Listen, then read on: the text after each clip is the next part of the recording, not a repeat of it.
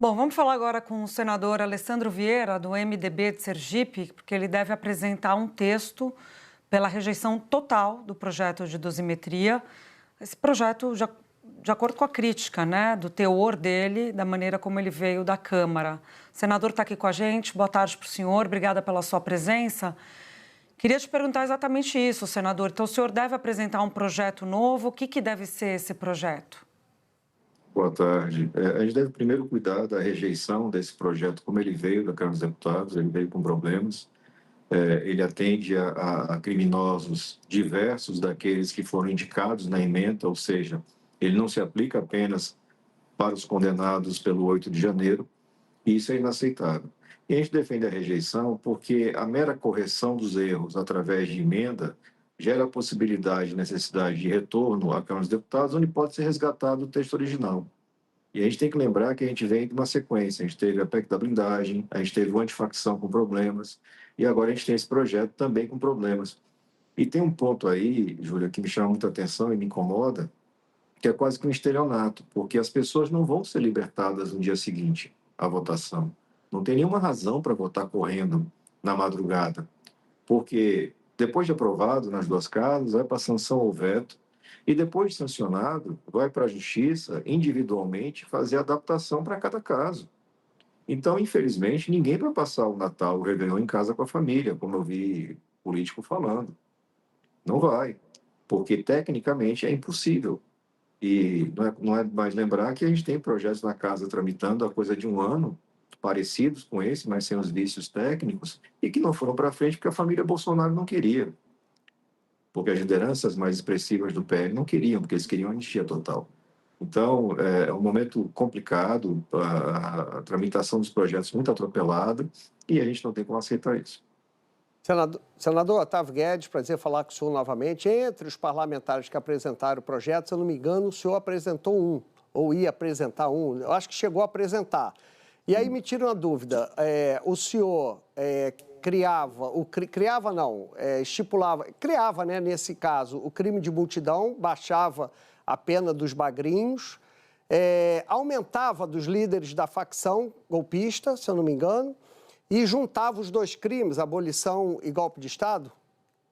É basicamente isso. A gente não aumentava apenas, até porque aumentar apenas não teria efeito retroativo. Sim. A gente fazia a separação de quem só tem prova de ter participado da multidão no dia 8, propriamente dito, e aí reduzia a pena desses. E para os demais, a gente fazia apenas a consunção, que é a absorção do crime meio pelo crime fim, que é a abolição violenta ser absorvida por golpe de Estado, o que é da lógica, e isso foi falado por ministros tão diversos como Barroso e Mendonça, de que a lógica indica que a abolição violenta do legislativo, por exemplo, atendia um objetivo que era o golpe de Estado, era a tomada de poder. Então, a lógica tradicional do direito brasileiro seria de um crime absorver o outro.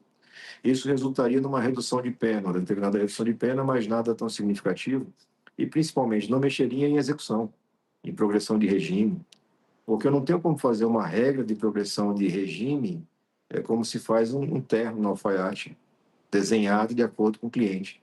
Não faz sentido, isso aí não é legislação razoável.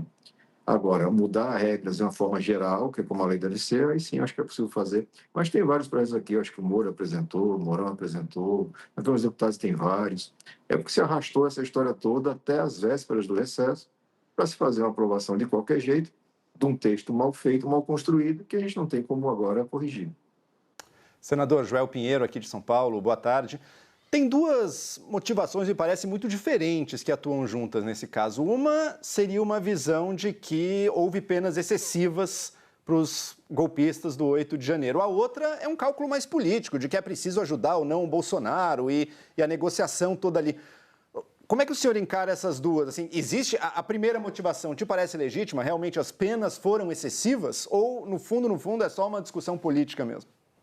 Não, eu entendo que as penas para aqueles que tiveram participação apenas material no dia 8 de janeiro foram excessivas pela forma como foi conduzido o processo pelo ministro Alexandre e confirmado pelos demais ministros, por 4-1. Porque você tinha pouquíssima prova com relação a essas pessoas, além da presença nos fatos. Você não tinha planejamento, não tinha financiamento, não tinha preparação nenhuma. E nem seriam pessoas beneficiadas diretamente por um golpe de Estado. Me pareceu muito mais uma massa de manobra, mobilizada para fazer aquela confusão, para criar todo aquele problema aqui. Enquanto outros articularam esse processo e teriam benefício direto. Eu acho que essa separação ela é muito importante e todo direito penal tenta fazer esse tipo de coisa, separar o soldado do gerente do tráfico, por exemplo. A gente fez isso agora na antifacção. Né? Muito mais dura a pena para quem está liderando o processo do crime organizado do que aquele que está lá na ponta fazendo a entrega de drogas ou a segurança. E com relação à defesa ou melhoria da situação do próprio presidente Bolsonaro, é uma demanda política. Não é uma demanda técnica, nem uma demanda de justiça. É uma demanda política. Nós temos vários parlamentares que têm a sua carreira política vinculada a alguma bênção, a algum sinal do presidente Bolsonaro. São pessoas que, em regra, não têm trabalho nenhum prestado, que não legislam, que não fiscalizam, que não fazem nada de produtivo, mas que dependem desse gesto da família, porque esse gesto traria algum tipo de benefício eleitoral. E acho que isso não é motivo para fazer lei. Né? Eu já falei várias vezes, eu entendo que o presidente Bolsonaro deve cumprir a pena dele em regime domiciliar pela questão física. Qualquer outro preso da idade dele, com a constituição física dele, estaria em domiciliar no Brasil, desde que tivesse bons advogados, ele tem. E permanece essa briga, esse cabo de guerra, muito por conta da postura do ministro relator, que também é o ministro da execução, que é o Alexandre de Moraes. Mas acho que isso vai ser equacionado também num tempo. Não justifica rasgar a lei de execuções penais para resolver isso. Senador, e a negociação com a Câmara? Porque se vocês, de fato, apresentarem um projeto novo, e eu entendo esse argumento do senhor sobre os vícios já do projeto da Câmara, como é que vocês vão articular, ou se é que já não há alguma conversa, para que esse projeto de vocês seja, de fato, analisado por eles? A gente está começando esse diálogo agora, né? Está todo mundo chegando em Brasília, a última semana de trabalho do ano legislativo.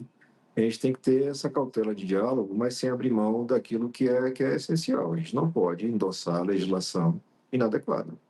A gente não pode abrir a possibilidade da retomada de um texto que foi mal construído e que abre brechas para criminosos, além daqueles que já foram deliberadamente destinatários da lei.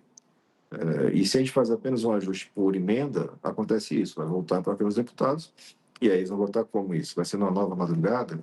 Vai se fazer uma análise técnica? Alguém vai assumir compromissos por um texto que faça sentido? Eu acho que Brasília está precisando de um pouquinho mais de serenidade nas coisas. Fosse urgente, teria sido legislado ao longo do ano. Neste momento, essa legislação não gera nenhum efeito prático durante o período do recesso. Então, a correria só atende à necessidade de alguém que quer gravar um videozinho pedindo voto, dizendo que fez alguma coisa que, na verdade, não fez. Mas, na vida real, não vai mudar nada para ninguém.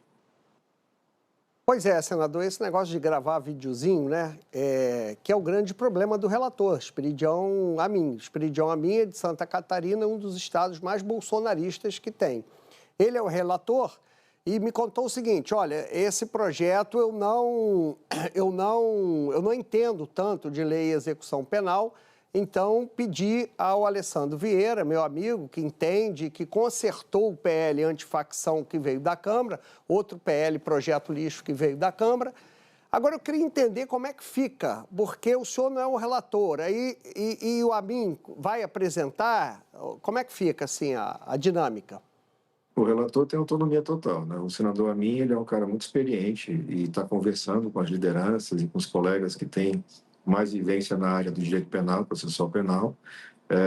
Imagino que ele vai apresentar o relatório dele. Se o relatório vem pela rejeição, eu não preciso fazer voto em separado.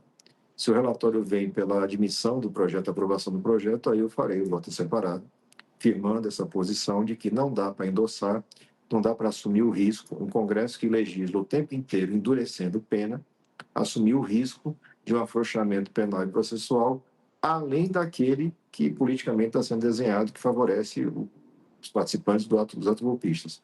Favorecer os participantes já é uma coisa questionável, mas há razoável consenso político sobre isso. Agora, favorecer os outros criminosos, aí, por favor, não tem como. Agora, uma dúvida regimental, só rapidinho, Joel. Uma vez, vamos supor, a minha apresenta ali o relatório dele, o seu substitutivo. É aprovado o seu substitutivo, cai o projeto. Ele continua como relator ou não? Zera tudo?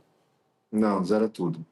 Se acontecer a rejeição, ele é arquivado na CCJ, salvo recurso para plenário. Ok. Senador, nessa discussão, bom, até outro dia parecia que havia quase que um consenso de que o projeto iria para o Senado enfim, a tendência era a aprovação. Agora, uma mudança que me parece justamente ligada a essa percepção de que, opa, a lei da execução penal está mudando e vai beneficiar um monte de outros criminosos que ninguém falava. Isso chegou à opinião pública, né? O quanto você colocaria o peso na opinião pública numa mudança como essa da percepção ou o quanto foi apenas uma discussão interna? Eu acho que se repete mais ou menos o roteiro da época da PEC da blindagem, né? Você teve a percepção interna na Comissão de Constituição e Justiça, no plenário do Senado, e ao mesmo tempo você tem a sociedade e a imprensa comunicando isso e dando densidade na rua. A cada vez mais o Congresso perde credibilidade quando legisla dessa forma, porque na democracia todo mundo tem direito a ter sua opinião e seu viés. Então eu acho absolutamente razoável e legítimo que alguém defenda anistia, que defenda penas menores. Isso é democrático. O que não é democrático é você fazer legislação às 4 da manhã, em texto de alta complexidade, com um relator que não é uma pessoa que entende do tema.